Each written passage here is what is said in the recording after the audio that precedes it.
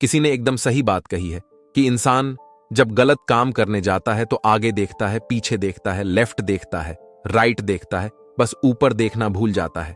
दोस्तों, आपका एक और कहानी में स्वागत है।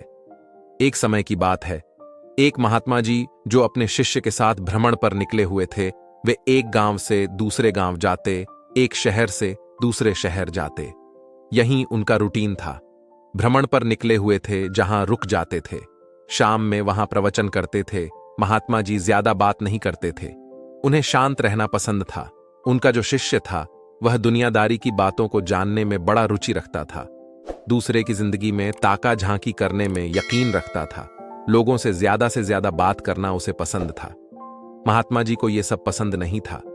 वो ज्यादा किसी के जीवन में ताका झांकी करते नहीं थे, अपना काम से काम रखते थे, अपने रास्ते पर चलते थे। एक सुबह वे भ्रमण पर निकले हुए थे, वहीं उनकी यात्रा चल रही थी। एक नदी के किनारे से जा रहे थे तो उन्होंने देखा कि एक मछुआरा जो था वो मछली पकड़ रहा था। गुरुजी तो वहां से चुपचाप निकल गए, शिष्य से रहा नहीं गया। वह दौड़कर मछुआरे के पास गया और उसको जाकर के अहिंसा का उपदेश देना शुरू किया कि तुम्हें हिंसा नहीं करनी चाहिए, ये काम करो, वो कम करो। उसे बहुत समझाया।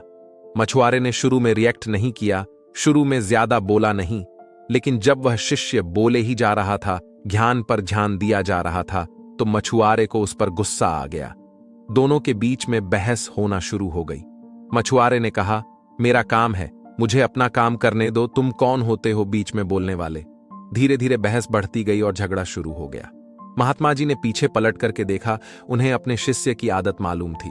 गुरुजी दौड़ करके आए और अपने शिष्य का हाथ पकड़ा और उसे खींच कर वहां से ले गए। उसको समझाने लगे कि तुम क्यों उलझते हो लोगों से। शिष्य ने कहा, देखा नहीं आपने गुरुजी, वह गलत काम कर रहा है, मैं तो उसको शिक्षा दे रहा था कि हिंसा नहीं करनी चाहिए, अहिंसा का रास्ता अपना लो। तो गुरुजी ने कहा, अरे तुम उसे क्यों शिक्षा दे रहे हो, तुम क्यों उसके पीछे पड़ गए। तो शिष्य ने कहा कि मुझे समझाना पड़ेगा, वरना उसे कोई दंड तो दे नहीं रहा है। यहाँ के महाराजा ने भी ऐसे कार्यों के लिए कोई प्रावधान नहीं रखा है, कैसे लोगों को दंड मिले। गुरुजी ने कहा, यहां कोई किसी को दंड नहीं देगा, ना तो वह देगा। ना तुम्हें दंड देने की जरूरत नहीं है, तुम्हें ज्यादा सोचने की जरूरत नहीं है। शिष्य ने कहा, उसे कौन दंड देगा।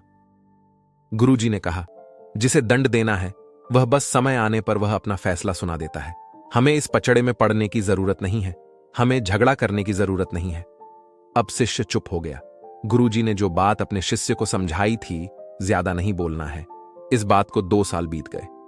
कमाल यह हुआ कि वे दोनों आज उसी रास्ते से वापस जा रहे थे। वहीं सुबह का समय था, लेकिन आज नदी के किनारे दृश्य बदला हुआ था। अब वो शिष्य देखता है कि वहां एक सांप है जो अपनी जान बचाने के लिए तड़प रहा है और चींटियां उसे नोच नोच करके खा रही हैं। शिष्य से यह भी देख करके रहा नहीं गया और दौड़ के गया और सांप को बचाने की कोशिश करने लगा। गुरुजी ने फिर से उसका हाथ पकड़ लिया, बोले, नहीं, जो हो रहा है होने दो। शिष्य ने कहा, गुरुजी गजब करते हो आप, कोई हिंसा कर रहा है, मैं उसे रोक रहा हूं तो आप मना कर रहे हो, किसी की जान बचा रहा हूं तो मना, आप मुझे क्यों मना कर रहे हो।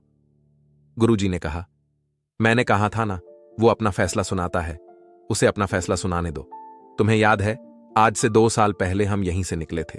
ये जो सांप है वह उस समय मछुआरा था, मछलियां पकड़ रहा था, जिससे तुम्हारी बहस हुई थी। अब वो मछलियां चींटियां बन चुकी हैं। मछुआरा मरने के बाद अगले जन्म में सांप बन चुका है और अपनी करनी का फल भोग रहा है, तुम उसे मत रोको। तो दोस्तों, यह कहानी की सीख ये है कि आपका कर्म जैसा होता है, आपको फल भी वैसा ही मिलता है, इसलिए हमेशा अच्छा काम किया करो। साथियों, उम्मीद करता हूं कि यह वीडियो आपको पसंद जरूर आया होगा। तो आप अपने परिवार, दोस्तों, करीबी लोगों के साथ इस वीडियो को शेयर कर इस ज्ञान से उन्हें भी परिचित करवाए। और वीडियो अच्छा लगा होगा तो वीडियो को एक लाइक जरूर कर देना। और अभी तक आपने इस चैनल को सब्सक्राइब नहीं किया है तो कृपया चैनल को सब्सक्राइब जरूर कर देना। आपका हर दिन शुभ हो और आपका जीवन बहुत सारी खुशियों से हमेशा भरा रहे। इसी मंगल कामनाओं के साथ इस वीडियो से अलविदा। धन्यवाद।